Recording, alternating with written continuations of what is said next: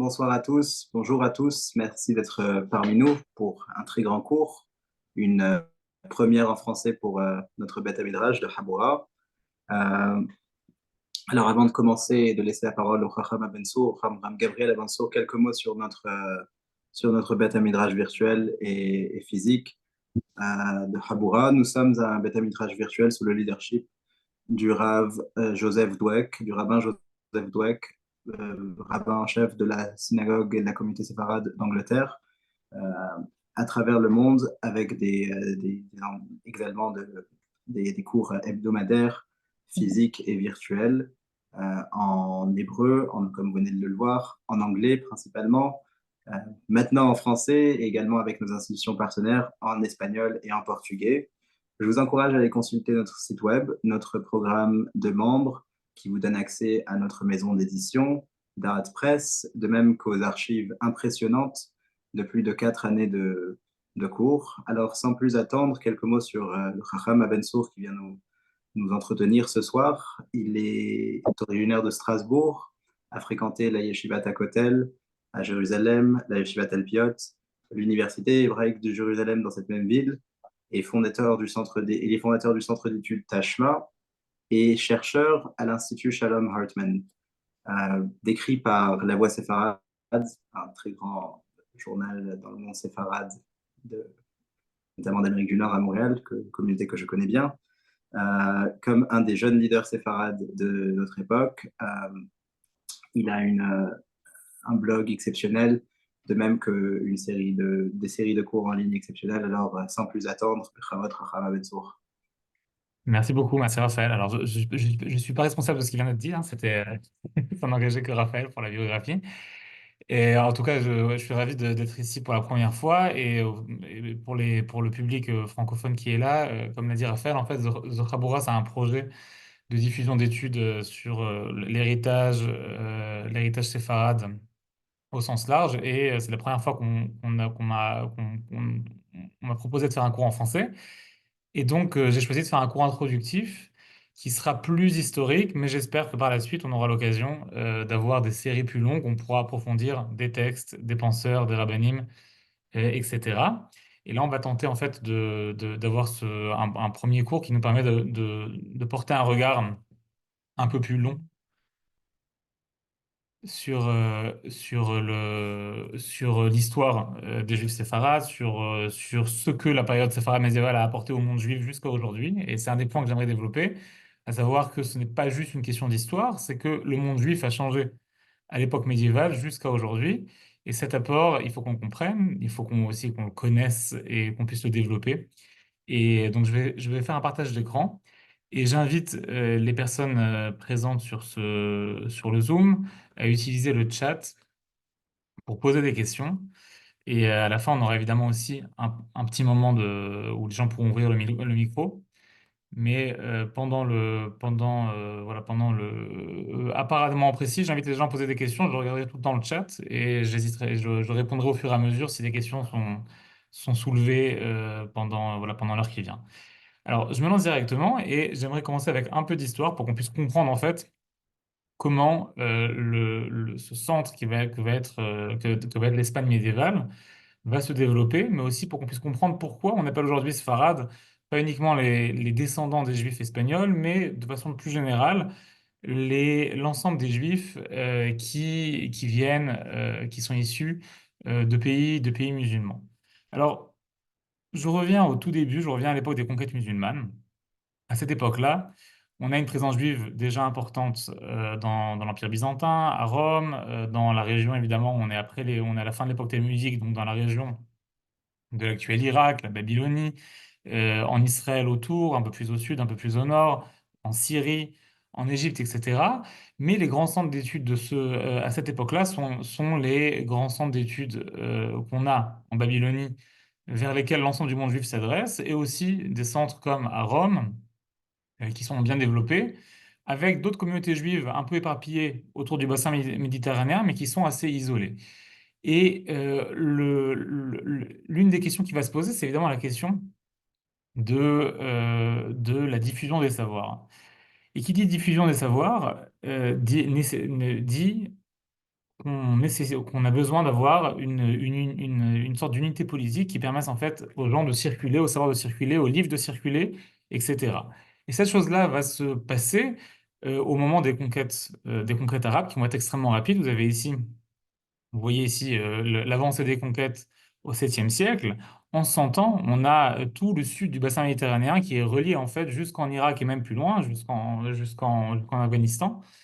Et ce lien, cette nouvelle entité politique que va être le monde musulman, va avoir un impact extrêmement important sur les Juifs à plusieurs niveaux. Le premier impact, c'est évidemment la circulation des savoirs que j'ai mentionné avant. D'un coup, on peut circuler beaucoup plus facilement de l'Afrique du Nord jusqu'en Irak, par exemple, qu'on le peut de l'Empire byzantin jusqu'à la Syrie, alors que c'est assez proche. Si vous voulez, vous pouvez penser, pour comprendre le sens d'une unité politique, vous pouvez penser aujourd'hui à la situation d'Israël. On peut circuler beaucoup plus facilement d'Israël aux États-Unis que d'Israël au Liban. Malgré la proximité géographique ici est moins importante que la proximité politique, et l'unité politique permet cette circulation-là. La deuxième chose qui est intéressante, c'est que c'est pas uniquement une unité politique comme on l'avait à l'époque de l'Empire romain. Il y a aussi quelque chose dans la culture et dans la religion musulmane qui va surprendre les Juifs qui habitent dans ces régions-là, parce que pour la première fois, les Juifs vont se confronter à une religion universaliste qui n'est pas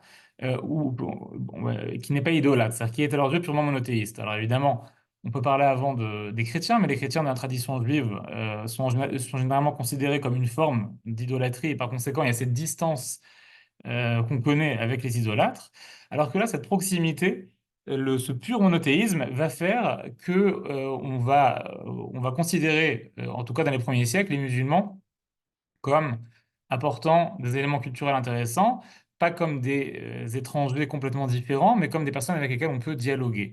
Et ça va se refléter à différents niveaux. Et j'aimerais maintenant vous donner des exemples extrêmement concrets de ce qui va se développer à ce moment-là. Mais d'abord, je pense que l'exemple le plus intéressant, c'est la langue. On sait que jusqu'au 7e siècle, la langue juive pour communiquer, c'est ou l'hébreu ou l'araméen. Lorsque des sages rédigent des textes, ils les rédigent en général à cette époque-là en araméen. Les textes des géonymes de cette époque-là sont rédigés en araméen.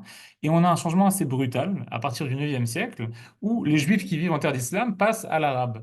C'est évidemment un changement qui n'est pas rien, puisque c'est pas uniquement utiliser la langue locale, c'est utiliser la langue du conquérant pour des écrits religieux, parce qu'on va écrire de la halakha, on va écrire de la philosophie, on va écrire de la théologie, on va écrire tous ces éléments-là dans la langue arabe, qu'on voit aussi, qui a évidemment aussi une proximité avec l'hébreu, hein, une proximité qui est depuis toujours. Et ce changement-là aussi va créer des nouvelles formes de communication, puisque si les Juifs écrivent en arabe, c'est qu'ils parlent l'arabe. S'ils parlent l'arabe, ils peuvent échanger, ils peuvent dialoguer, ils peuvent communiquer. Et à ce moment-là, au 8e siècle, le centre qui va se développer, c'est le centre de Bagdad, hein, une ville qui va être aussi créée par les conquêtes arabes. C'est ce centre-là qui va se développer, qui va fleurir. Mais très vite, et à partir du Xe siècle, on a l'émergence de l'autre centre qui va devenir celui le plus dominant pendant la période médiévale, qui est le centre espagnol. L'Espagne qui devient musulmane à partir du 8e siècle. Et ce centre-là, c'est celui qu'on va appeler séfarade, puisque dans la tradition juive, on appelle séfarade la péninsule ibérique et Ashkénaze, ce qui est aujourd'hui le nord de la France et une partie de l'Allemagne. Alors, j'avance un peu. Vous voyez ici les différentes conquêtes. Je ne vais pas m'attarder sur ce point-là, mais elles ont chacune une importance parce qu'en réalité, une bonne partie des éléments qu'on connaît de l'histoire juive, des développements, que ce soit le développement de la philosophie, le développement de la halakha, le développement après de la Kabbalah, etc., sont liés à ces chamboulements politiques qui vont parfois relier différentes unités géographiques entre elles, parfois au contraire les séparer, puisque on a la chute lorsqu'on a la chute du califat omeyyade, on va avoir une dislocation de l'Espagne et le début des conquêtes chrétiennes qui vont changer quelque chose dans l'histoire juive. Mais mon but, c'est pas ici de vous parler de l'histoire des conquêtes arabes, mais de la pensée juive. Donc, j'avance encore une étape. Mon dernier élément introductif, avant de voir des exemples concrets, c'est celui sur un débat qui est un débat historique assez important, et qui est aussi un élément qu'on retrouve beaucoup dans le discours public autour de l'Espagne andalouse, autour de cette séfarade, hein. L'Andalousie et séfarade, c'est la même chose, à savoir, on a eu pendant longtemps une approche extrêmement idyllique de l'Espagne des trois religions qui vit en parfaite harmonie. Et la tolérance des califes musulmans, etc. On a ensuite eu, au contraire, un mouvement qui est venu déconstruire ce mythe et qui nous a parlé en fait d'une Espagne beaucoup plus rude, de guerre de religion, de tension, d'oppression, de persécution, etc. C'est pas mon but pour moi, c'est pas de trancher ce mythe-là. Aujourd'hui, on sait que l'histoire est évidemment beaucoup plus complexe, mais ce qui est intéressant, ce que j'aimerais mentionner, c'est qu'en fait, ceux qui ont créé ce mythe-là, ce sont des juifs, des historiens, ce sont les premiers historiens juifs allemands, comme Goethe et comme d'autres, qui au 19e siècle cherchent un modèle en fait, cherchent un modèle d'une vie juive qui puisse se développer d'un point de vue spirituel et intellectuel, tout en s'ancrant dans l'élément culturel qui les entoure. Et donc ces juifs-là vivent en général en Allemagne. Et leur but à eux, c'est évidemment de s'ancrer dans la culture allemande tout en restant juifs et en tentant une fusion entre la culture juive et la culture allemande. Et ce qui est intéressant, c'est que ils vont se tourner vers l'Espagne et vont créer un mythe, parce que c'est clairement un mythe, mais vont le créer en se penchant sur les sources juives qu'ils connaissent, sur les sources sur Rabbi Yehuda Halevi, sur le Rambam, sur Ibn Gavirol et encore tant d'autres. Et dans ces sources-là, en fait, vont trouver un élément qui est quand même juste, à savoir un élément, un changement et des échanges culturels qui sont assez uniques dans l'histoire juive, des échanges culturels entre juifs et musulmans, entre juifs et chrétiens, mais sous l'égide de cette domination politique arabe, qui va évidemment les intéresser. Un instant, pourquoi ça ne passe pas? Alors, j'arrive à mon premier développement, le développement de la langue hébraïque. Et ce qui m'intéresse ici, c'est de montrer que quelque chose se passe à l'époque médiévale, et cette chose-là va avoir un impact, en fait, sur la longue durée, sur la vie de tous les juifs, qu'on soit séfarade ou ashkénaze, parce que ça va changer la liturgie juive, et aujourd'hui, on peut même dire sur la renaissance de l'hébreu moderne, qui va aussi s'inspirer de certains changements qui ont lieu à cette époque. Alors, parmi ces changements-là, on va d'abord avoir un intérêt extrêmement poussé pour la langue hébraïque qu'on ne connaît pas avant au sein du monde juif, dans la tradition juive. C'est à ce moment-là que vont apparaître de nombreux grammairiens. Alors, on en a quelques-uns avant cette époque-là, mais à ce moment-là, l'étude de la langue va se développer énormément. Et on va aussi avoir un développement d'une école en fait, de parshanout, d'interprétation de la Torah qu'on appelait les Pashténim, à savoir ces commentateurs de la Torah qui sont intéressés au pshat des versets, à comprendre les mots, à comprendre leur étymologie. On en connaît quelques importants. On peut citer, je pense que un des plus connus, c'est évidemment le Ibn Ezra, Rabbi Moshe Ibn Ezra et Rabbi Avram Ibn Ezra, les deux, qui vont développer cette approche-là. Et on a encore d'autres développements linguistiques. On va avoir d'abord des développements liturgiques. On va écrire de nombreux poèmes et de nombreux textes qui vont entrer dans la tfila. Chez les Sfarades, on ne peut pas imaginer la tfila des Hamim Noraïm sans les nombreux piyutim qui ont été écrits à cette époque ou qui ont été écrits sous l'inspiration qui a commencé à cette époque-là, puisque la poésie hébraïque, en fait, cette poésie-là, cette poésie séfarade va se développer selon des normes de la poésie arabe. On va emprunter à la poésie arabe les normes, le rythme de la poésie, la construction, les thèmes qui vont être utilisés aussi dans cette poésie-là. Et on a encore deux éléments importants. Le premier, c'est que pour la première fois depuis très longtemps au sein du monde juif, on va commencer à utiliser la langue hébraïque, pas uniquement pour des questions religieuses, pas uniquement pour parler d'halakha ou pour écrire des prières ou pour écrire des livres qui traitent de sujets religieux, mais également pour des loisirs, pour des poèmes d'amour, pour des choses qui peuvent décrire la vie sous tous ces aspects-là. Donc cet usage-là, cet usage retrouvé de la langue hébraïque comme une langue qui peut dépasser les questions uniquement religieuses va évidemment être extrêmement important beaucoup plus tard dans l'histoire juive, au XIXe siècle, puisque quand on va chercher un modèle pour faire renaître la langue hébraïque, encore une fois, c'est vers l'époque espagnole qu'on va se tourner, vers ces textes-là qui ont été écrits. C'est pas pour rien qu'on réimprime tous les grands poètes espagnols, et notamment ce qu'on appelle leur chiratrol, leur chant non religieux, leur chant laïque, qu'on les réimprime à la fin du 19e siècle, début du 20e siècle. Ça fait partie, on a aussi d'abord la Scala et après le sionisme qui va s'en emparer. Et on a aussi à ce moment-là des grandes œuvres de traduction. On va traduire des ouvrages de philosophie et des ouvrages scientifiques, donc de l'arabe à l'hébreu ou parfois du latin à l'hébreu. Et cette traduction-là aussi va inventer de nombreux nouveaux mots qui n'existent pas dans la langue hébraïque et qui sont avec nous jusqu'à aujourd'hui. Si pour donner ne serait-ce qu'un exemple, prenez les mots en hébreu, irkouti et kamouti, quantitatif ou qualitatif. C'est des mots inventés par la famille Ben Tibon, cette grande famille de traducteurs qui traduisent pendant des générations toute une liste de textes entre les langues. Alors, je vois qu'il y a des questions dans le chat, je les prends. Donc, deux questions de Joseph. Alors, par rapport à la langue arabe, je présente ça comme une grande nouveauté. Ce n'est pas la première fois que les Juifs font face à une langue internationale, le grec, le latin, etc. Oui, alors je suis d'accord. C'est pas la première fois. Ceci étant dit, c'est la première fois qu'on a des figures qui sont des figures rabbiniques et je dirais plutôt des figures halachiques qui vont l'utiliser. C'est-à-dire qui vont changer de langue. Ça, c'est quelque chose d'assez exceptionnel. Ça pose même assez problème puisque, prenez jusqu'à aujourd'hui, on retrouve des textes du Rambam, pour citer les plus grands, ou de Rav Sadia Gaon, dans la Gnisa du Caire, qui sont écrits en arabe. Et ça pose ce qui surprend, c'est qu'en fait, une partie de ces textes-là n'ont jamais été imprimés et n'ont jamais été connus au sein de l'ensemble du monde juif parce qu'ils ont été rédigés en arabe et par conséquent, n'étaient pas accessibles pour les personnes qui ne parlaient pas cette langue-là. Donc ça, je le dis en parenthèse, mais c'est un phénomène qui est en soi assez surprenant. Euh, en ce qui concerne le caractère monothéiste de l'islam et comme levier de communication, il y a évidemment des liens avec les païens, avec les chrétiens, etc. Mais je pense qu'il y a une distanciation. On va par exemple pas échanger.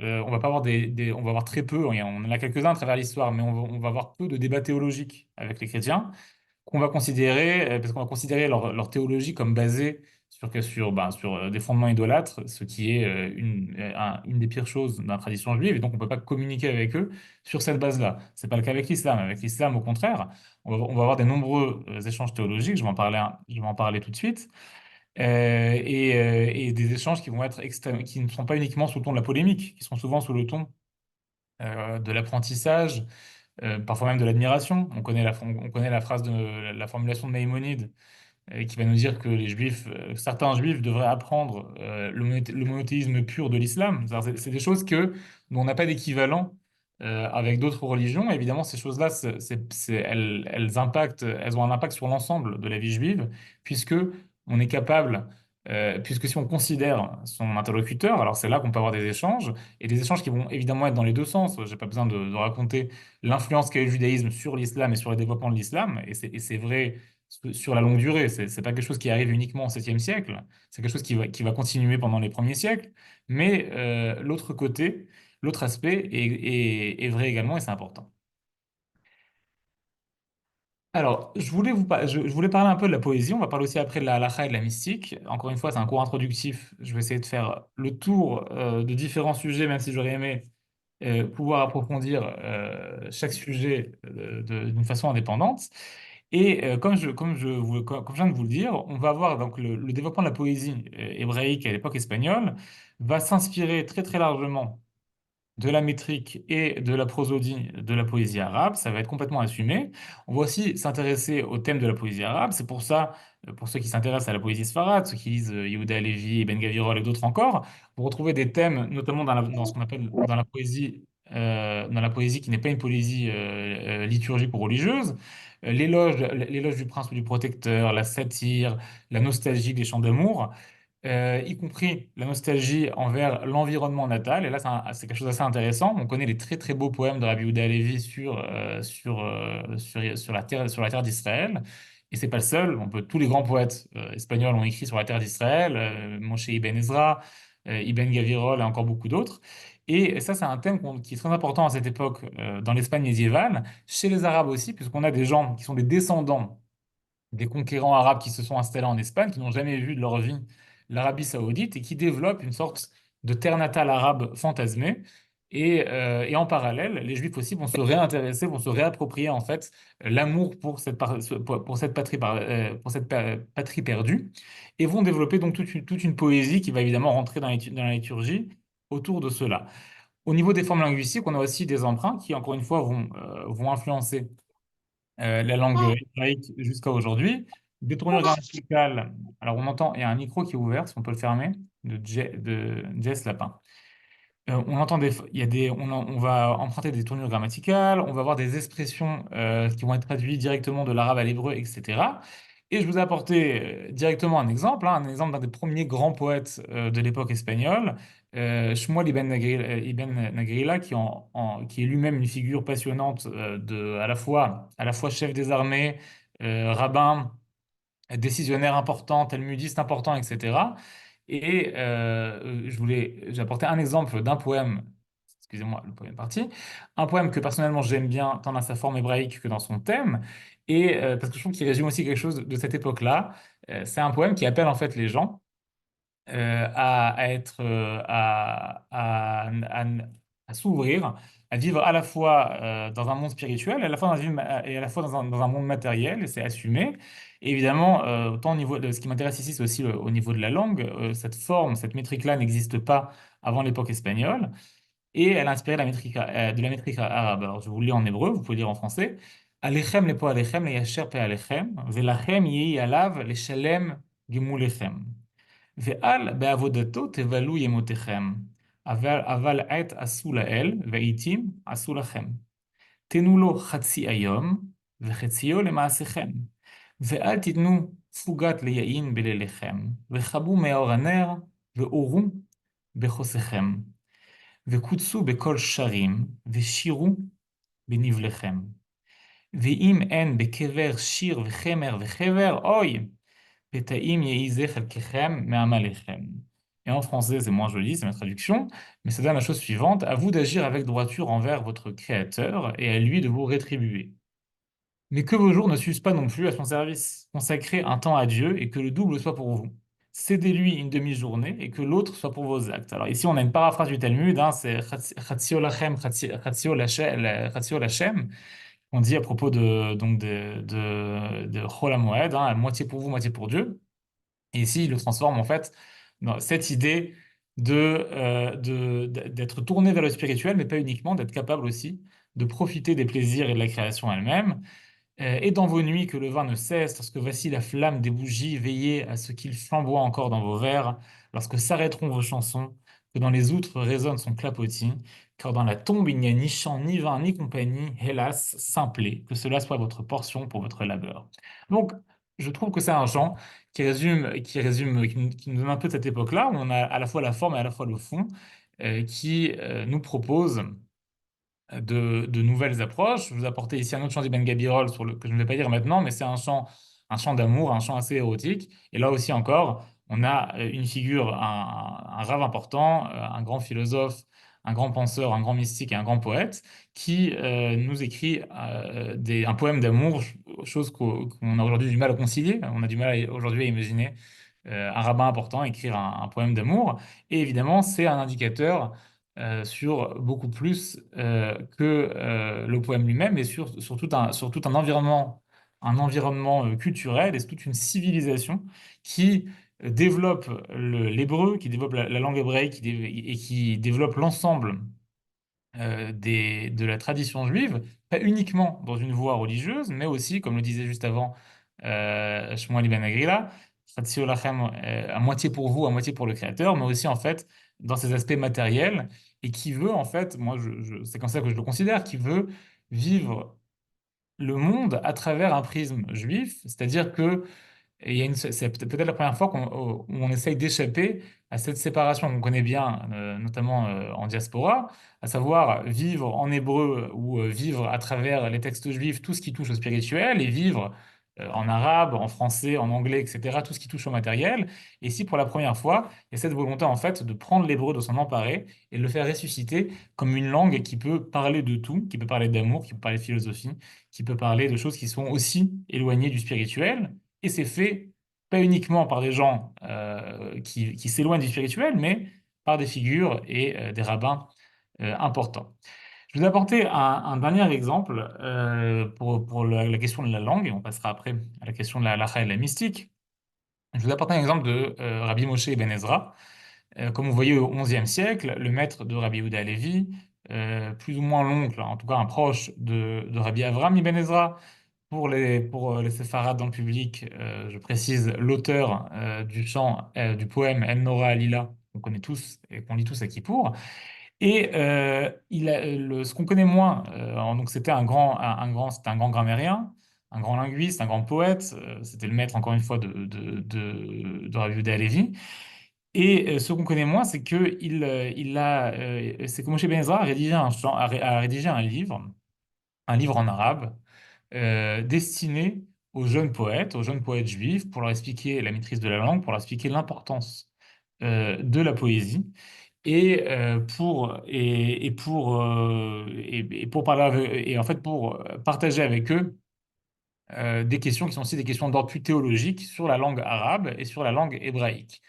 Et ce qu'on retrouve dans son livre à lui, c'est qu'en fait, on découvre en lisant le livre qu'il a été extrêmement influencé par ce qu'on appelle la doctrine de l'Arabia. C'est une doctrine qui était à l'époque, donc c'était une doctrine qui était développée en Andalousie chez les penseurs arabes, les penseurs musulmans arabes, qui mettait en avant la culture arabe. Et là, je parle bien d'arabe et non pas d'islam, c'est-à-dire qui mettait en avant la langue arabe, qui mettait en avant, vous voyez ici, je vous l'ai écrit sur le PowerPoint, la primauté du peuple arabe, la primauté de la langue arabe, la primauté du territoire arabe, la primauté du Coran comme ayant un arabe beaucoup plus pur, la primauté de la poésie arabe comme la plus raffinée des poésies.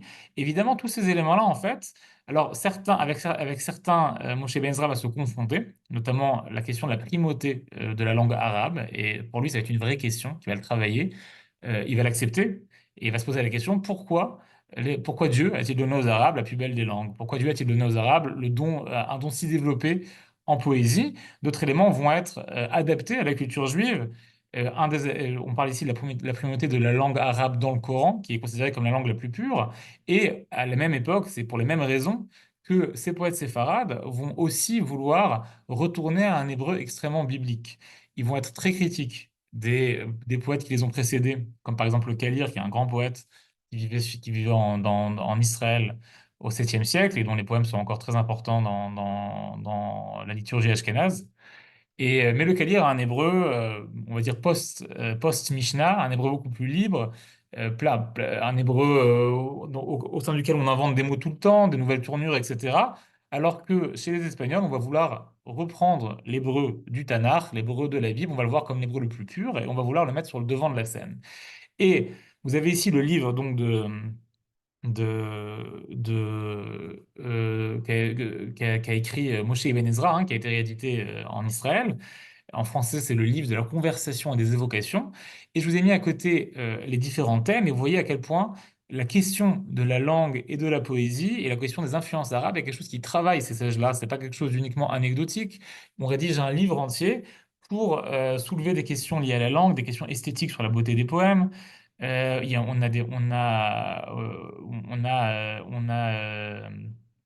une analyse des différents genres poétiques arabes. On parle du rôle du poète dans la société. Le poète, c'est pas uniquement quelqu'un qui écrit des textes chez lui, il a un rôle social, il a un rôle religieux, etc. Et on soulève des questions théologiques qui travaillent les juifs de cette époque, notamment celles liées à la primauté de la langue arabe.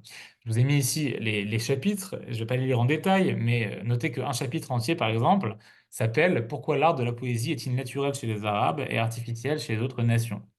Ou une autre question qu'il travaille aussi, notre nation, c'est-à-dire les Juifs, avait-elle des poèmes à l'époque de sa royauté et de son essor? Ou pourquoi les Juifs séfarades, et là il parle des Espagnols, pourquoi nous les Juifs espagnols avons-nous un avantage pour la composition de poèmes, de textes rhétoriques et d'écrits hébreux sur le reste des Juifs exilés? Toutes ces questions-là sont travaillées dans ce texte-là donc forcément ici sont traités en long et en large. Alors je prends les questions qu'on m'a écrites dans le chat. Est-ce que déjà à l'époque il y avait une distinction entre le Lashon HaKodesh et l'hébreu parlé, comme on peut avoir aujourd'hui dans certaines communautés ultra-orthodoxes? Alors l'hébreu n'était pas parlé à cette époque, je précise. C'est-à-dire que on l'utilise d'une façon beaucoup plus large On l'utilise pour écrire des écrits qu'on n'écrivait pas avant en hébreu, mais on n'a pas de témoignage en tout cas que l'hébreu pouvait être parlé. Oui, on sait qu'il peut y avoir des joutes poétiques, parfois même spontanées. Un poète pouvait commencer un poème et un autre poète lui répondait. Il y avait une sorte de performance publique. Et là, ça pouvait être uniquement en hébreu ou en arabe ou en mélangeant l'hébreu et l'arabe. Mais il n'y avait pas d'hébreu parlé, par conséquent, on n'a pas cette distinction-là. Et deuxième question, si la langue arabe a une telle influence, existe-t-il des exemples de poètes rabbins juifs qui vont introduire des passages du Coran dans leurs écrits? Merci, c'est parfait. Ça introduit ce que j'allais dire. Un de ceux qui le fait, c'est Moshe Ben Ezra, qui cite des versets du Coran et qui s'y intéresse, non pas pour leur aspect religieux, mais pour leur aspect, en fait, pour la beauté de la langue. Et d'ailleurs, ça m'amène à l'exemple que je voulais vous montrer. Je vous ai apporté ici un extrait du livre, et je trouve que c'est un extrait intéressant parce que c'est un extrait qui nous raconte à la fois les enjeux linguistiques, les enjeux culturels, mais qui nous dit aussi quelque chose sur l'univers culturel au sein duquel évoluait Rabbi Moshe Ben Ezra. Il raconte la chose suivante dans son livre. Il m'arriva un jour, dans ma jeunesse, qu'un des érudits musulmans, qui était également mon mécène et dont je ne doutais pas de son amour pour moi, me demanda de lui réciter les 10 commandements en arabe. J'ai évidemment compris que son intention était de prouver leur faible éloquence. Je lui demandai donc qu'il me récite l'ouverture du Coran en langue latine qu'il maîtrisait. Lorsqu'il commença à traduire, son verbe s'obscurcit et sa beauté s'enlaidit. Il comprit le fond de ma pensée et me dispensa de répondre à sa demande. On a ici un petit exemple qui nous dit beaucoup de choses, évidemment, un petit extrait qui nous raconte d'abord qu'un musulman était le mécène, donc finançait Moshe Ben Ezra et finançait son art en tant que poète, qui nous raconte aussi les échanges linguistiques, à savoir la maîtrise de l'arabe, du latin. Moshe Ben Ezra apparemment maîtrisait trois, l'arabe, le latin, l'hébreu. Et évidemment, cette concurrence linguistique pour savoir qui a la langue la plus belle, quelle est la langue la plus esthétique, et donc cette demande de traduire les 10 commandements en arabe qui évidemment leur ferait perdre la beauté de l'original, que Ibn Ezra transforme en demande de traduire l'ouverture du Coran en langue latine, et ce qui est compris par ce mécène-là. Donc on a tout cet événement, tout cet univers culturel quand on lit ce genre de texte, on peut comprendre comment s'est construit le mythe de l'Andalousie tolérante des trois religions. Là, on a l'impression d'y être. Sauf que, encore une fois, il faut prendre ça, il faut penser à son contexte. La tolérance, c'est une notion beaucoup plus tardive et il y a eu des belles périodes. À l'époque andalouse, il y a eu aussi des périodes beaucoup plus difficiles. En l'occurrence, on comprend ici qu'on est à une période plus agréable. J'arrive au deuxième développement dont je voulais parler. On parle dans un domaine complètement différent. Je voulais parler du développement de la halakha, et notamment de la codification de la halakha.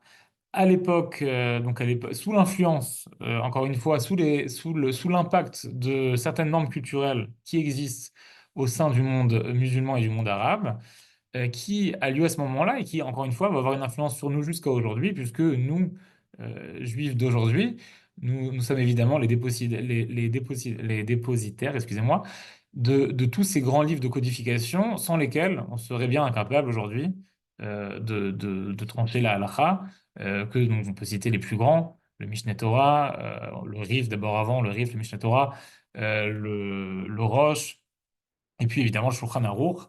Et là aussi, j'aimerais mettre en avant le fait qu'il existe un contexte dans lequel cela arrive. C'est pas pour rien que ça arrive après 1000 ans. On a la fin de la couture du Talmud. D'abord, on sait que le Talmud est rédigé d'une façon très différente de la codification systématique qu'on connaît chez Maïmonide et qu'on connaît aujourd'hui. Et on sait que à la fin, après la clôture du Talmud, on a une période où on a très peu de codification, on a une forme d'écriture qui est très différente. On écrit des réponses en général assez brèves, et ces réponses-là ne sont pas écrites sous une forme codifiée. Et donc là, une des questions qui se pose, c'est pourquoi cette codification apparaît à ce moment-là, dans cette région-là? On sait que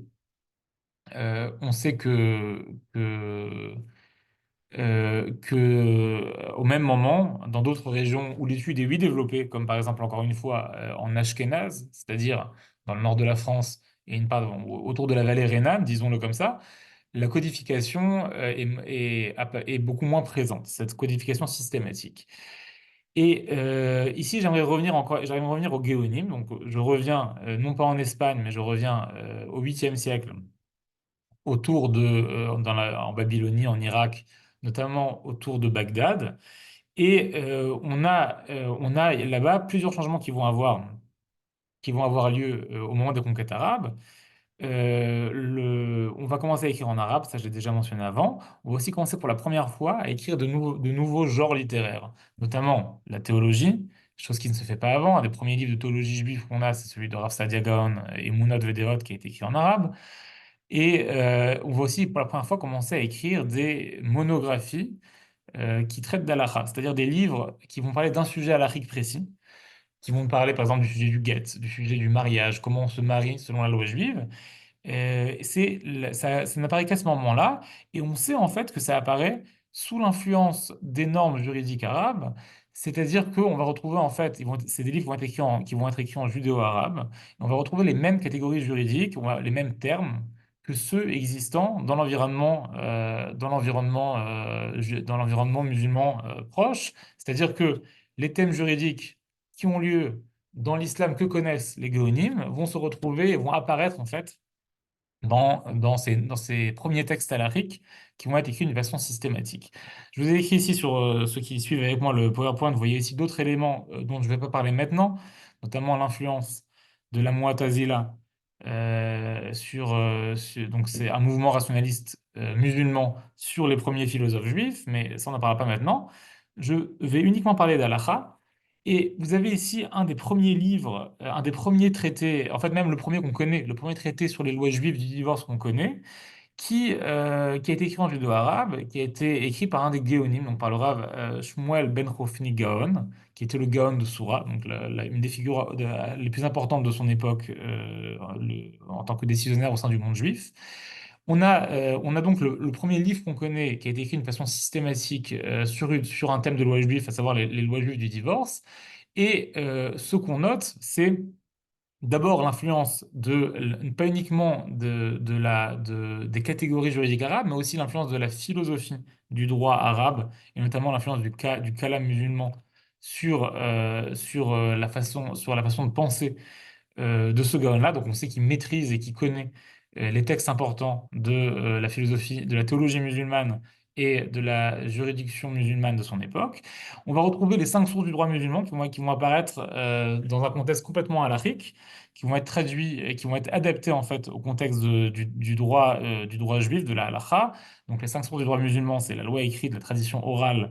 Il va utiliser le terme de hadith comme en islam pour en parler, Rav Shmuel Ben Chofni, le raisonnement analogique, le consensus juridique et la coutume. Alors certains d'entre eux apparaissent évidemment chez nous très facilement, la coutume, le minhag, on connaît, mais les termes qui vont être utilisés, ça va être des termes arabes, et, on va aussi ajouter des principes qu'on connaît moins dans la tradition telle musique, mais qui vont être intégrés à la tradition, à ce livre d'Alacha. Je vous ai écrit ici un exemple. Vous avez le concept de transmission fiable qui va être utilisé. Donc, c'est un concept du droit musulman pour savoir, lorsqu'on a une contradiction entre plusieurs textes de droit oral, on ne sait pas sur lequel faut-il s'appuyer. Par exemple, je vous donne un exemple musulman pour voir de quoi on parle. On a différents exemples, différentes traditions orales musulmanes qui nous parlent de l'alcool. Est-ce qu'on a le droit de le boire? Est-ce qu'on n'a pas le droit de le boire? Alors, les écoles musulmanes vont dire on se base sur la transmission la plus fiable, celle dont on a une transmission ininterrompue de maître en élève, etc. Cette même idée va être adaptée par Shmuel Ben Chofni pour les différentes traditions talmudiques. Lorsqu'il va vouloir trancher la halakha, lorsqu'il va dire on a des textes talmudiques qui se contredisent, on va se baser sur ceux dont la transmission est plus fiable chez nous. Le, de la même façon, il va utiliser la notion de consensus juridique pour justifier les interprétations de la Mishnah chez les Amoraïm, c'est-à-dire qu'il va tenter de comprendre comment parfois les couches tardives du Talmud semblent réinterpréter la Mishnah, et son explication, ça va être qu'elles le font parce qu'elles ont un autre consensus, et donc elles réinterprètent les sources originaires du droit, comme la Mishnah, de la Halacha, autour de, parce que le consensus ici prévaut ou permet où est le prisme à travers lequel on peut lire la halakha comme il se doit. On va trouver encore beaucoup d'éléments, y compris au niveau du langage. Il va faire une distinction typiquement du droit musulman entre la charia, qui est le droit révélé, et le fiqh, qui est le développement juridique humain. Donc cette distinction-là, il va la faire au niveau même de la halakha en disant il y a une partie de la halakha qui est un droit révélé, halakha les Moshe Missinaï, on dirait chez nous, et une autre partie qui est un développement juridique. Donc cette première étape va avoir une influence en fait décisive parce que à partir de ce moment-là, on constate que on va commencer à écrire la halakha d'une façon systématique. Ce que va faire Maïmonide avec le Mishneh Torah, qui va changer complètement notre perception de la halakha, puisque pour la première fois, on va avoir un livre codifié, va aussi s'inscrire dans cette continuité-là, dans cette volonté-là, de ne plus avoir uniquement un texte talmudique qui est écrit d'une façon extrêmement dialectique et qu'on a du mal à déchiffrer, mais d'avoir au contraire des codes de la loi juive qui ressemblent à ceux qui se fait aussi dans les différentes écoles du droit musulman et qui sont par sujet, qui nous permettent de comprendre, euh, qui nous permettent de trouver rapidement le droit qui nous intéresse, la question qui nous intéresse, la halakha qui nous intéresse. Alors, je prends les questions. C'est pour OK. Je vois que c'est sur l'enregistrement, donc ça, je continue. Alors, j'arrive au dernier élément dont j'aimerais parler. Je vois que on est presque à 1 heure, donc j'ai pas envie que ça dure trop longtemps. Et je vous invite encore une fois à écrire des questions dans le chat, même si on prendra quelques moments à la fin pour entendre des questions à l'oral.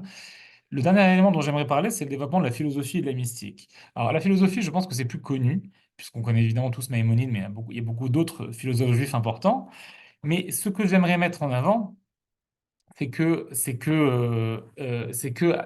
on n'a aucun traité, je l'ai mentionné avant, on n'a aucun traité de théologie juive ou de philosophie juive avant cette époque-là, avant les conquêtes arabes, avant cette rencontre entre les juifs qui habitent dans ces régions-là et les premiers théologiens et philosophes arabes. Et ici, on va avoir deux développements, on va avoir deux écoles qui vont se développer différemment. Une école de philosophie rationaliste, j'ai mentionné avant la Mu'tazila, on peut mentionner aussi le Kalam, qui vont être extrêmement présents chez les philosophes juifs. Quiconque a lu, encore une fois, je prends Maïmonide parce que c'est l'exemple le plus connu, mais quiconque a lu le Mishneh Torah, excusez-moi, le Guide des Égarés, ne peut pas le rater puisque c'est quelque chose qui n'est pas caché. C'est quelque chose qui est complètement assumé. On cite les grandes écoles du moment, on cite les grands philosophes et on en débat, parfois pour les accepter, parfois pour les rejeter, parfois pour s'en différencier, parfois au contraire pour tenter d'adapter la tradition juive à ces principes philosophiques-là, mais ça fait partie du débat. Ce qui, je pense, est moins connu, c'est ces échanges culturels au niveau de la mystique juive. On a aussi, à ce moment-là, les premiers livres de mystique juive qui vont s'écrire et qui vont se développer, qui eux aussi sont influencés, cette fois par les écoles de mystique juive, de mystique musulmane, notamment ce qu'on appelle aujourd'hui les soufis. Et alors, je le dis en parenthèse, c'est un nom un peu trop général et que j'utilise d'une façon un peu élargie, parce qu'on ne va pas rentrer dans les débats des différentes écoles mystiques en islam et chez les juifs, mais on trouve des éléments soufis très vite chez certains maîtres importants du judaïsme. Et le premier, je pense que son livre est assez connu, c'est Bahya ibn Pakuda, qu'on appelle souvent à tort Rabbeinu Bechaye, de toute façon, une mauvaise façon de lire son prénom qui est un prénom arabe, et qui a écrit un livre qu'on connaît en général sous le nom de Chovot Alevavot. Il l'a écrit en arabe, et donc ce nom de Chovot Alevavot, c'est la traduction qu'on a du livre, et c'est à travers cette traduction-là que le livre est connu jusqu'à aujourd'hui et étudié jusqu'à aujourd'hui dans l'ensemble du monde juif. Dans l'ensemble du monde juif. Donc ce livre-là a été écrit en arabe. Et ce qui est un des éléments les plus intéressants chez Rabbeinu Bechaye, chez Barkia ben Pakuda, c'est donc il a vécu en Andalousie au XIe siècle, à Saragosse, et c'est l'un des premiers philosophes juifs médiévaux à rédiger une œuvre de morale religieuse qui va être très largement inspirée par la mystique soufie. J'ai entendu même, encore une fois récemment, d'un spécialiste, dont le nom m'échappe, je m'excuse, que Bakhia Ben Pakouda est même considéré comme un des premiers soufis en fait en Espagne. C'est-à-dire qu'il a une influence pas uniquement sur le monde juif, mais aussi sur le monde musulman, puisqu'il est un des premiers à introduire des notions qui viennent du monde soufi et qui venaient plutôt de régions de l'Est du monde musulman, et les introduire au sein de l'Andalousie, au sein du monde juif et aussi au sein du monde musulman. Alors, quel élément principal et inspiré et ici intéressant? Alors, ce qui est au cœur de son livre, à savoir Rabbeinu Bachya Ben Pakuda va nous faire une distinction importante entre deux niveaux de la loi, entre un niveau extérieur de la loi, qu'il va appeler d'ailleurs en arabe, puisque le livre est écrit en arabe, il va l'appeler Zahir, et c'est grâce à ça qu'on sait qu'il s'est inspiré des soufis, parce que c'est des thèmes qui sont présents chez les soufis, et le niveau intérieur de la loi qu'il va appeler Batin. Et donc cette distinction-là ici est importante, puisque le niveau extérieur va être la halakha telle qu'on la connaît. Il va nous dire la loi extérieure, c'est la pratique des mitzvot telle qu'on la connaît et qui s'exprime à un niveau surtout corporel. On fait attention à ce qu'on mange, qu'est-ce qu'on rentre dans notre corps, on met les tefilines, toute une liste de choses, de pratiques qui sont évidemment liées au corps. Et va nous dire Rabbeinu Bechaye, ça c'est la première étape. Mais le vrai sens de la halakha cachée, la loi cachée, la loi intérieure, c'est celle qui compte et c'est celle qui est en fait les devoirs du cœur. Et contrairement à la lecture un peu moralisante qu'on a souvent de ce livre aujourd'hui, les devoirs du cœur chez Rabbeinu Bechaye, c'est pas uniquement une question de morale et bien se comporter et faire des bonnes actions, comme le nom pourrait le laisser indiquer, mais c'est une pensée en fait juridique, une pensée halachique, mystique, selon laquelle il existerait des devoirs, des vrais mitzvot, des mitzvot tout aussi astreignantes, qui ne seraient pas uniquement liées au corps, mais qui seraient d'abord liées à l'esprit, qui seraient liées à la partie spirituelle en fait de l'être humain, à ses devoirs envers Dieu, etc., etc. Et une bonne partie de ces devoirs-là vont être développés à travers des concepts qu'on connaît aussi dans la mystique soufie. Je vous ai écrit ici quelques-uns, l'abandon à Dieu, la piété, la crainte de Dieu, la hirat shamayim, etc. vont être développés, tout ça va être développé chez lui comme cette halakha cachée qui doit être développée. Je vais pas entrer dans les développements sur la loi chez les soufis, parce que ça nous prendrait un peu trop loin. Je vais vous apporter un exemple. On peut lire ensemble, donc un exemple du texte où il nous dit la chose suivante. Il nous dit les commandements religieux sont divisés en deux. Ils ont une partie extérieure, le zahir, et une partie intérieure, le baten. J'ai étudié les livres de nos prédécesseurs qui ont composé de nombreux ouvrages sur les commandements religieux après l'époque des sages du Talmud, afin que je puisse apprendre d'eux la connaissance intérieure. Après avoir étudié ces livres, je n'en ai pas trouvé un seul qui traite exclusivement de la connaissance intérieure. Lorsque j'ai constaté que la connaissance des devoirs du cœur était négligée, qu'elle ne figurait dans aucun livre comprenant ses origines, qu'elle était délaissée, qu'aucun de ces chapitres n'était rassemblé dans un seul ouvrage, j'ai été profondément étonné. Et évidemment, j'ai décidé d'écrire ce livre. Et ici, ce que nous dit Rabbeinu Bachya Ben Pakuda, c'est deux choses. D'abord, il prend cette distinction de la tradition soufie, et deuxièmement, il nous raconte comment, donc c'est une distinction qu'il accepte comme évidente pour lui. Elle est évidente, cette distinction entre la partie extérieure de la halakha et la partie intérieure de la halakha, ou la partie mystique de la halakha. Mais ce qui surprend, et ça aussi il nous le raconte, c'est que en voulant chercher, en voulant trouver les conseils juifs sur cette halakha cachée, sur cette halakha intérieure, il se tourne évidemment vers les textes de la tradition juive et ne trouve rien. Ne trouve rien parce que ces textes-là parlent surtout de la halakha extérieure, de la halakha telle qu'on la connaît. Et par conséquent, Rabbeinu Bechaye va prendre sur lui ce devoir d'écrire son livre pour guider les gens dans cette procession spirituelle. Ce qui est important ici aussi, c'est que le livre Rovot Alevavot va être un des livres va avoir un livre, ça va être un livre, c'est pas uniquement une anecdote, mais c'est un livre qui va avoir une énorme influence sur le développement plus tardif de la mystique juive on va la retrouver tout de suite chez le fils du Rambam, chez Rabbi Avraham ben Rambam, et chez toute une liste de mystiques juifs importants, y compris après au sein de la Kabbalah. On va trouver les mêmes notions qui vont passer de lui à la Kabbalah. Et encore une fois, ça nous montre à quel point non seulement l'époque sfarade est décisive et a un impact sur tout ce qu'on connaît du monde juif aujourd'hui, sur la langue, sur la halakha, sur la mystique et la philosophie juive, mais cet impact-là ne peut être compris qu'au sein d'un contexte d'échange culturel intense qui va permettre une vraie vivification et une vraie émulsion spirituelle, théologique et philosophique. Alors, je prends les questions qui sont écrites dans le chat.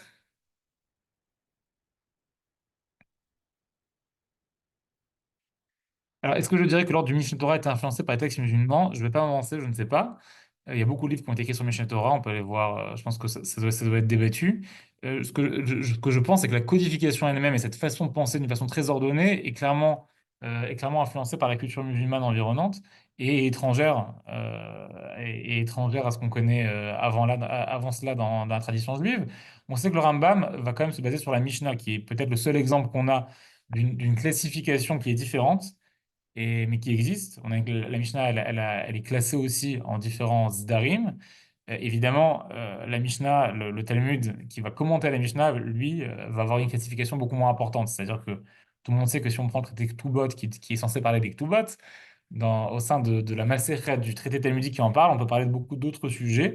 Donc ici, ça va être d'un côté défendu comme une restauration, mais ça va être influencé par une façon de codifier qui est tout à fait environnante. Après, c'est quelque chose d'assez classique. C'est-à-dire que quand quelqu'un vient et apporte un changement, on est quand même à une époque où un changement doit être justifié. Pourquoi emprunte-t-on quelque chose extérieur à notre culture, à nous? Souvent, ce changement-là est justifié comme une restauration de quelque chose de plus ancien. On peut citer beaucoup d'exemples qui vont avoir la même dynamique. Si on parlait de mystique juive, je vais tout de suite parler de Rabbeinu Avraham ben Arambam, du fils très mystique et influencé par le soufisme, donc le fils du Rambam, qui va reconnaître son influence et même sa dette envers le soufisme, mais donc il va reconnaître que il tente d'introduire au sein du judaïsme certains éléments rituels et théologiques empruntés aux sages soufis de son époque, mais va nous dire Rabbeinu Avraham ben Arambam, en fait, ce qui se passe, c'est que les sages soufis ont conservé les traditions juives de l'époque des prophètes que nous, les juifs, on a perdues. Et donc, grâce à eux, on peut retrouver quelque chose qui existait chez nous aussi. Donc, on a toujours cette dialectique qui consiste à dire il y a quelque chose là-bas qui est juste, je vois quelque chose qui nous manque à nous, mais cette chose-là, je vais l'introduire chez nous, non pas comme un simple emprunt qui ferait sorte de... C'est pas un copier-coller, mais c'est quelque chose qui va tenter de l'inscrire dans une tradition juive, et c'est pour ça que c'est pas la même chose aussi. C'est-à-dire que c'est pas la même chose d'être un élève de Rabbeinu Bar Ben Pakuda et d'être l'élève d'un soufi musulman. Parce que chacun va inscrire des concepts communs au sein d'une tradition qui peut être une tradition différente. En ce qui concerne l'autre question sur la publication des livres, donc on est avant l'imprimerie évidemment à cette époque-là. On rédige les livres sous forme de manuscrits, mais c'est très intéressant parce que c'est aussi au sein du monde arabe qu'on commence à rédiger. En fait, on avait deux façons d'écrire à l'époque, ou une sorte de livre parchemin, mais comme un livre qu'on a aujourd'hui, avec des pages qu'on peut tourner, ou un parchemin très long comme la Torah, qu'on écrit une sorte de parchemin infini, qu'on roule et qu'on ne tourne pas. Et en fait, ces deux façons de faire vont aussi avoir une influence sur les développements, le développement même de l'écriture. Bon, là, il y a toute une liste d'historiens qui ont écrit sur le sujet. Euh, Ça me rappelait un grand historien français qui a écrit sur ce sujet-là. Bon, le nom m'échappe encore une fois. C'est pas mon jour pour les noms. Mais en tout cas, c'est un sujet qui est développé. Alors, je lis l'autre question de Easy. Les codes et les traités de philosophie ont-ils été rédigés par la nécessité d'avoir à suivre le mouvement des sociétés musulmanes qui produisent ce type d'œuvre, y compris les responsables? Y a-t-il des différences? Y a-t-il différencié les productions nombreuses de la région européenne et celles du Moyen-Orient? Alors, je ne sais pas si c'est une question de nécessité. Je pense qu'en fait, il y a un vrai sujet. C'est-à-dire que pour la première fois, des questions sont posées qu'on n'avait jamais soulevées jusqu'à là. Je pense notamment au développement de la philosophie puis de la mystique.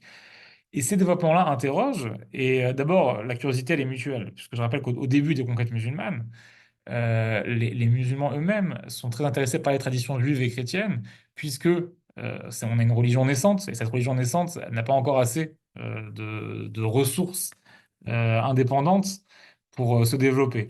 Et donc, forcément, les sages musulmans vont aller vers les juifs et vers les sages chrétiens, mais en retour, il va y avoir une sorte il va y avoir une sorte de dialogue qui va s'installer et qui va développer des deux côtés, en fait, des nouveaux centres d'intérêt, des nouvelles questions, etc.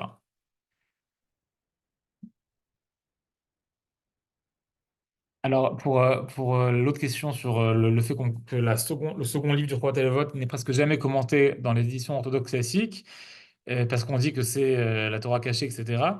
Je pense juste que c'est parce qu'aujourd'hui, on a beaucoup du mal, on a beaucoup de mal à comprendre cette partie-là, et on ne peut pas la comprendre si on la lit avec l'angle moralisant qui est celui avec lequel on lit Chovot et Levavot aujourd'hui. C'est-à-dire, Chovot et Levavot, c'est pas un livre de Moussard. C'est pas un livre qui nous explique comment être un bon juif en faisant des bonnes actions. C'est un livre en fait, un livre mystique de droit qui nous explique comment un juif doit se comporter. Je pense que cette notion-là qu'il essaie d'introduire, est effectivement assez étrangère aujourd'hui à l'orthodoxie classique. Et par conséquent, on a du mal à le comprendre. Et je pense que c'est plutôt pour ça qu'on n'étudie pas. Lorsqu'on dit quelque chose, c'est la Torah cachée, c'est aussi souvent la façon de dire qu'on n'arrive pas à comprendre. Et si on n'arrive pas à comprendre, c'est sûrement que c'est quelque chose qu'on peut atteindre que beaucoup plus tardivement. Est-ce que c'est ma traduction de Rabbeinu Bachia? Oui, mais pas de l'arabe. J'ai traduit de l'hébreu.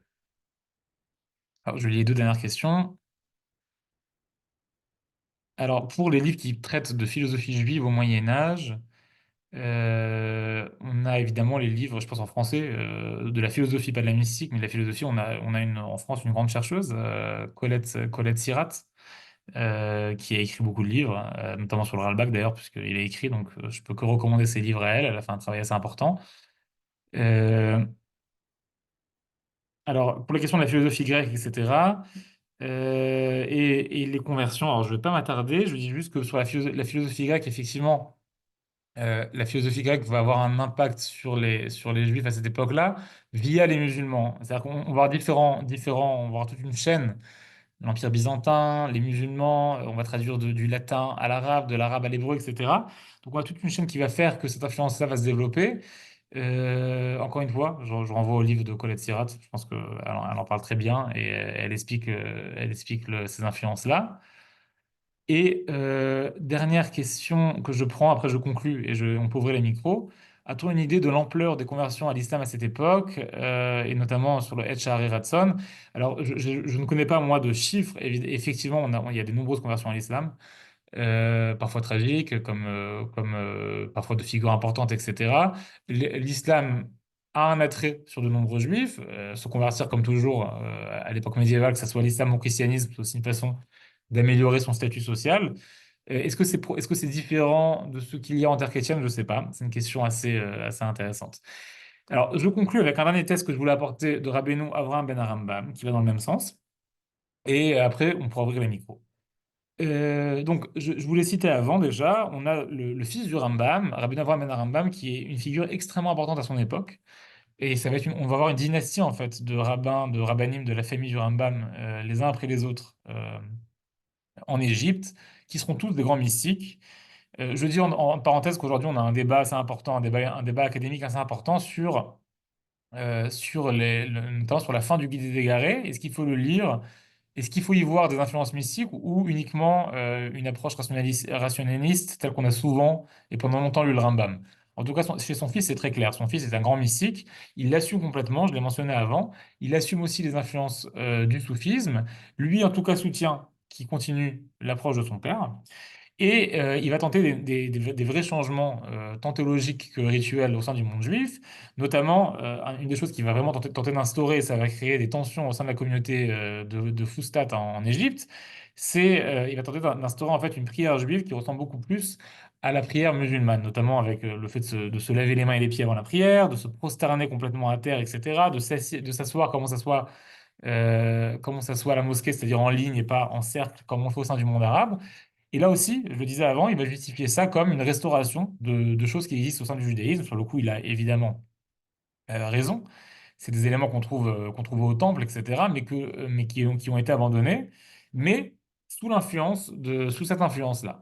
Alors, j'ai apporté un dernier test que je vais lire avec vous, parce que je trouve qu'il met en avant qui continue en fait la lancée de Rabbeinu Bachya ben Pakuda sur ces deux lois, la loi externe et la loi interne. Et il nous écrit la chose suivante. Donc, j'ai un, extrait de son livre qui s'appelle Amaspik le Hashem en hébreu, un livre qui a été écrit en arabe aussi. La signification externe évoque, donc il nous parle ici en fait du temple, de la volonté de voir le temple, le Beth Amikdash, la volonté de rentrer au Beth Amikdash, la volonté, on a toute une liste de versets dans les Télim notamment qui nous parlent de cette volonté-là. Il nous dit la chose suivante, la signification externe de toutes ces choses-là évoque le désir, dans un contexte d'exil, de voir le temple reconstruit. Ça, c'est assez facile, c'est-à-dire tous ces versets qui nous parlent du Beth Amikdash, ce désir de le voir reconstruit. En revanche, la signification interne réside dans le désir de pratiquer la retraite méditative au sein du temple et dans le calme intérieur qui en découle. C'est ce désir dont traite le psaume 84 lorsqu'il dit Mon âme se consume de désir pour le temple de l'Éternel. Cela signifie que l'aspiration est à une retraite en ce lieu. De même, le verset Mon cœur, mon âme exalteront le Dieu vivant indique que l'objectif de se retirer en ces lieux et d'atteindre un recueillement intérieur et par ce biais d'atteindre un niveau prophétique ou similaire. À travers ce processus, l'âme qui dépend du cœur s'éveille et prend le contrôle de son support, c'est-à-dire le corps et ses membres, afin de parvenir à l'amour du Dieu très haut. Alors, j'apportais cet exemple parce que je trouve qu'il illustrait parfaitement ces deux lois dont parlait Rabbeinu Bar Chia, à savoir, d'un côté, le niveau donc là, il nous prend ici un exemple concret, hein, l'exemple du Beth Amikdash. Il nous dit le niveau extérieur et le niveau, en fait, de cette volonté de vouloir un temple à Jérusalem, au sein duquel on peut prier et accomplir les services divins. Mais la loi intérieure, la signification intérieure du Beth Amikdash, c'est quelque chose qui, sur le coup, peut s'appliquer partout, en tout temps, en tout lieu. Et c'est quelque chose, c'est pas le temple physique et concret, mais c'est en fait cette volonté d'avoir une sorte, on pourrait dire ici, un temple intérieur, un temple au sein duquel la personne, l'âme de la personne peut se retirer, peut se retrouver et peut avancer au fur et à mesure. Alors c'est un petit exemple. Et encore une fois, j'espère qu'on aura l'occasion de développer tous ces exemples, d'avoir des cours et une session un peu plus approfondie et moins historique, mais c'était important pour moi d'avoir cette introduction-là un peu plus générale. Et maintenant, j'invite les gens à qui le souhaitent à ouvrir vos micros. Je m'excuse pour la rapidité de cette heure, mais je tenais à ne pas parler plus qu'une heure et il y avait beaucoup de matière. Alors, celles et ceux qui souhaitent, vous pouvez ouvrir vos micros ou écrire dans le chat.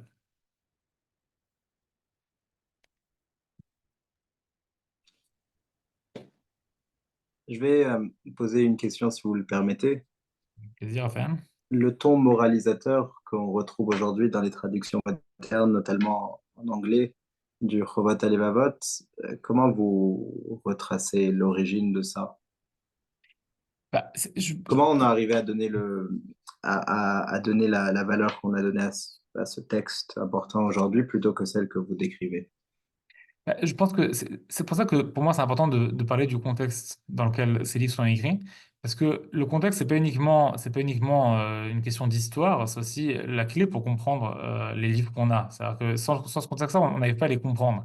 Ce qui s'est passé pour le Chovot Halevavot, ça me paraît assez simple, c'est que avec le temps, on n'avait plus que la traduction en hébreu qui circulait, c'est-à-dire que les gens ne lisaient plus du tout l'original en judéo-arabe. Le livre, c'est surtout diffusé après, je parle au XVIIe, XVIIIe siècle, etc., en Europe de l'Est. Il a eu une influence, il a été lu, encore une fois, sans sa dimension, on va dire un peu plus radicale, sans sa dimension mystique et sa dimension aussi juridique. Et au fur et à mesure, en fait, on a aussi on va voir on va voir quelque chose on va voir une sorte d'écho en fait. C'est-à-dire qu'on va développer toute une école. On sait que, je tiens de parenthèse, mais on sait notamment au 19e, 20e siècle, on a de nombreux livres de Moussard qui sont écrits dans les yeshivot d'Europe de l'Est, c'est-à-dire des livres qui sont sur le coup des livres assez moralisateurs qui viennent nous expliquer comment être des bons juifs d'une façon assez simple. Ces livres-là vont eux-mêmes s'inspirer d'une vision un peu aplati du Chovat Halevavot, et en retour, on va lire le Chovat Halevavot de la même façon. Une autre figure auquel on a beaucoup fait ça, je trouve, c'est le Ramchal. Bon, c'est un autre sujet, mais je le cite parce que c'est pareil, c'est un livre qu'on étudie aujourd'hui, et ce qui est présent dans nos vies, les livres du Ramchal. Je pense notamment au Messilat Yesharim. Et pareil, c'est des livres, c'est une figure, le Ramchal, c'est une figure, donc sur le coup italienne, mais une figure extrêmement importante, aussi avec des idées extrêmement novatrices, un grand mystique, une personne aussi avec des horizons extrêmement larges. C'est vrai que le Messiah Técharim, c'est pas son livre le plus surprenant et le plus original. Il l'écrit notamment d'ailleurs parce qu'on menace de l'excommunier, donc il écrit un livre un peu plus consensuel, mais de façon générale, on va lire le Ramchal aujourd'hui, souvent en ratant cet aspect-là de sa personnalité, et ça nous prouve que l'accès direct à un livre, ça suffit pas. Il faut le lire au sein d'une tradition, il faut comprendre au sein de quoi il s'écrit. Au passage, c'est à peu près la même chose pour le Rambam. Si on regarde aujourd'hui, c'est-à-dire que je ne pense pas que quelqu'un peut comprendre le Moreh Nevuchim, le Guide des Égarés, sans avoir un minimum de notions de philosophie.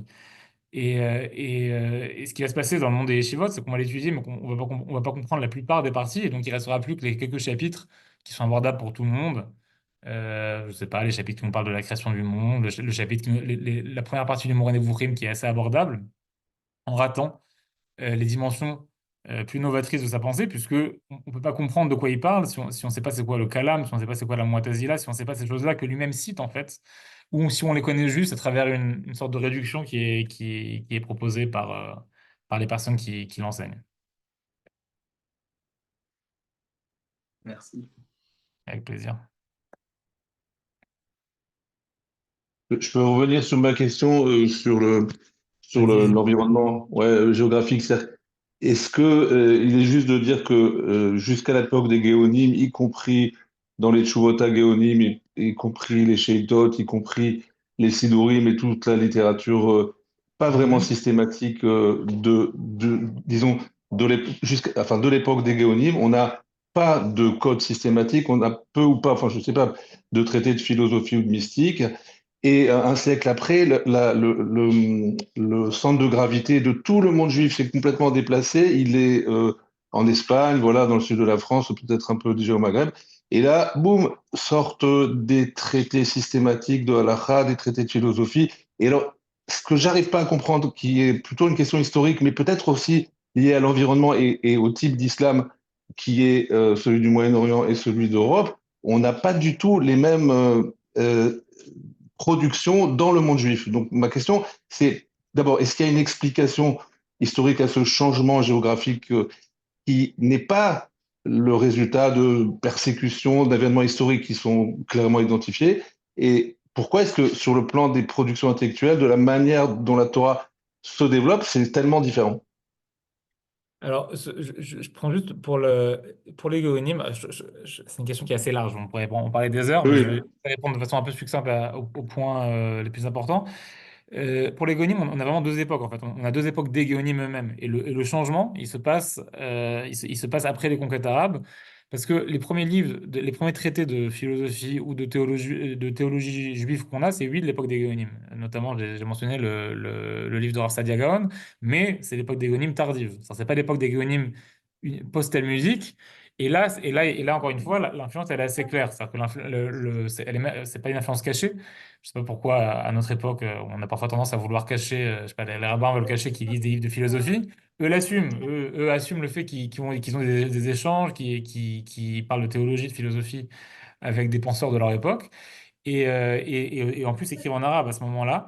Donc, c'est vrai que le centre va basculer. Le centre, il va basculer aussi parce que le centre du monde arabe va basculer. C'est-à-dire on va voir ce phénomène qui est, encore une fois, c'est pas une surprise de raconter que lorsque l'environnement non juif prospère, le judaïsme prospère aussi. On peut penser à toute une liste d'endroits à travers le monde. On a vu ce phénomène-là, y compris aujourd'hui. Si on pense à la philosophie juive moderne, bah, la plupart a été écrit avant la Seconde Guerre mondiale en Allemagne et après aux États-Unis. Et c'est parce qu'il y a un lien il y a évidemment un lien entre les deux, entre l'environnement et les deux. Le lien, ça ne veut pas dire que c'est une influence bête. Tu l'as pas dit, mais c'est important pour moi de le préciser. Ça, c'est pas, oh, les non-juifs font ça, donc on va faire la même chose. C'est-à-dire que en fait, on vit dans un monde, dans une société à laquelle les juifs appartiennent et qui se pose des questions, qui a une réflexion, qui a une réflexion artistique lorsque c'est sur la langue, qui a une réflexion philosophique, théologique, etc., et donc qui produit des nouvelles choses. Ce qu'on a, les différences que tu notes entre les différentes parties du monde juif, à mon avis, elles sont évidemment liées à ça. C'est-à-dire que c'est pas pour rien si à la même époque, vraiment à la même époque, en terre ashkénaze, on a eu des grands érudits et des grands sages, mais leur production est très différente. C'est pas qu'il n'y a pas d'érudits là-bas, mais c'est que leur façon d'écrire et d'étudier la Torah est très différente. Par exemple, on ne trouve pas du tout les dimensions artistiques, ou même les dimensions théologiques et philosophiques, elles sont beaucoup plus réduites. Après, elle rentre, mais elle rentre notamment plus tardivement parce que les livres des séfarades arrivent. Mais parce que là-bas, encore une fois, l'aspect théologique il est très problématique. On va pas discuter, on va pas discuter de théologie avec le curé du coin. On peut même ajouter d'ailleurs qu'à cette époque-là, les curés sont pas très érudits en général. Encore faut-il trouver un grand évêque. Et donc forcément, ça influence ce qui s'écrit et ce qui se développe. Après, on pourrait rajouter beaucoup de choses même sur la façon. C'est-à-dire que c'est pas pour rien, encore une fois, que les commentaires, je n'en ai pas parlé, mais que les commentaires du Talmud qui s'écrivent à la même époque en Espagne et en France ou en Allemagne sont très différents. C'est-à-dire que en Espagne, on trouve quelque chose d'assez systématique. On prend les commentaires du Ritva, du Rajba. On peut parler même de ce plus avant, de Rabbeinu Hananel qui écrit à Kérouan, etc. On trouve toujours un commentaire un commentaire beaucoup plus synthétique qui va tenter, lorsqu'il y a une contradiction en Talmud, de résoudre la contradiction en tranchant contre l'un ou en prenant une tradition face à une autre, alors que chez les Tosafot, par exemple, on va avoir une volonté beaucoup plus holistique d'expliquer qu'il n'y a pas de contradiction. C'est-à-dire que typiquement, chez les Tosafot, on va écrire de façon différente, beaucoup moins systématique, et lorsqu'il y aura une contradiction, on va tenter d'expliquer, de donner une troisième explication qui nous explique pourquoi ce qui est écrit dans la Masechet Ktubot et dans la Masechet Kiddushin, bien que c'est écrit exactement l'inverse, c'est pas une contradiction. Et ça, encore une fois, en tout cas du côté séfarade, on retrouve la même façon de penser qui est celle des juristes musulmans. Du côté ashkénaze, je ne sais pas si on trouve la même chose chez les chrétiens, mais je pense que c'est une approche qui canonise beaucoup plus le Talmud, par exemple. Et ça aussi, c'est lié à ces notions-là à ces notions, à ces visions par exemple, si on accepte la différence que fait Shmuel ben Chofni entre une halakha révélée et une halakha humaine, entre guillemets, alors évidemment que le Talmud est vu comme le côté humain de cette halakha-là, les développements des chachamim sur la halakha révélée, et donc on a moins de problèmes à dire un tel a dit ça et un tel a dit ça, et nous on pense comme un tel alors que l'autre s'est trompé ou l'autre on n'est pas d'accord avec lui. Si on pense que tout est révélé, que tout est une forme de révélation, forcément, on va pas oser contredire et on va proposer quelque chose de plus holistique. Hmm. Donc, voilà. Je peux rajouter une petite question concernant les traités de théologie. Est-ce que, d'abord une question de curiosité, est-ce qu'il y a parmi, dans cette littérature, une recherche un peu syncrétique, comme quand j'ai eu l'impression un petit peu que tu l'as pas dit, mais il y a la recherche des points communs, la recherche de peut-être justement dans la Torah cachée de choses qui seraient communes à- pas seulement au judaïsme, mais aussi à l'islam et peut-être dans le monde chrétien aussi au monde chrétien. Et, euh, et aussi, est-ce que la littérature théologique, finalement, est-ce qu'elle existait avant dans le monde juif? Parce que ça a l'air d'être quelque chose qui est toujours euh, une littérature de réponse, ou pas? Alors, pour la première question, vraiment, je ne sais pas, je n'ai pas une avancée, je ne sais pas. Pour la deuxième, par contre, on n'a pas de littérature théologique systématique avant. Évidemment qu'il y a la théologie dans le Midrash, dans le Oui, Talmud, oui. normal. Mais on n'a pas des ouvrages systématiques qui nous parlent de questions théologiques et qui veulent y répondre. Et ça, c'est vraiment une nouveauté importante. Je prends aussi la question de Joseph dans le chat concernant l'aspect pécuniaire. Est-ce que ces rabbins et poètes étaient financés par leurs écrits ou bien avaient-ils un métier en parallèle, comme le rabbin qui exerçait la médecine? Je voudrais savoir si la création-production littéraire a un attrait financier à cette époque. Alors, je ne connais pas assez bien le sujet là pour y répondre. Ce que je sais, oui, c'est qu'on a vu le principe de mécène en Espagne qui est développé chez les juifs et chez les non-juifs. On a des hommes riches qui financent des poètes notamment. Et on a clairement beaucoup de poèmes qui sont écrits pour répondre à des exigences de ces hommes riches-là. Vous prenez partie des poèmes on peut citer encore une fois Eben Gavirol ou d'autres, il y a des poèmes qui sont adressés à son mécène ou qui sont pour l'occasion, le mécène marie une fille, le mécène il écrit pour lui un poème, donc ça c'est pas caché. Après, de façon générale, la possibilité pour quelqu'un de ne pas travailler du tout à l'époque, elle est presque inexistante. Ceci étant dit, on a quand même quelques traces. Je parlais avant de Rabbeinu Avraham ben Arambam, lui défend l'importance d'avoir 10 batlanim, il prend ça du Talmud, d'avoir 10 personnes qui sont à la synagogue de la communauté et qui toute la journée ne s'occupent que d'études et dans son cas-là de méditation. Il les voit comme ayant un rôle aussi, un rôle de préservation, mais bon, c'est une fonction, on va dire, distincte, qui est d'ailleurs pas la sienne, puisque lui-même était aussi médecin. Ben, je pense que on va conclure ici. Merci beaucoup donc à tous et à toutes d'avoir suivi ce cours-là. Merci à Khaboura pour l'invitation et à Raphaël.